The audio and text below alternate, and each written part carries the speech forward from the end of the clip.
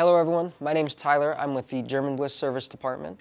Today I want to talk about winterizing your equipment. This is a very important process before winter, and it can be a very simple process. So one of the easiest things to do is to start with a fuel stabilizer. So you don't necessarily have to empty your tank out, but we'll put this fuel stabilizer in there. A product we use is called Stable. This short little bottle, it'll go a long way. It does have directions based on how much fuel you have.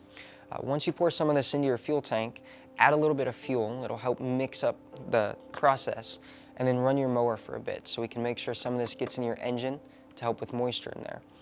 After you've run it for a little bit, go to your fuel shutoff. You'll be able to refer back to your owner's manual as to the location of that, and then run the machine until it dies. From that point, you're pretty well winterized. Don't forget to clean off the deck and any other nooks and crannies you might find back here. If you have any questions on this process, go ahead, give us a call, 309-385-4316. And my name's Tyler. If you have any other comments or recommendations on how to winterize your equipment, throw those in the comments below.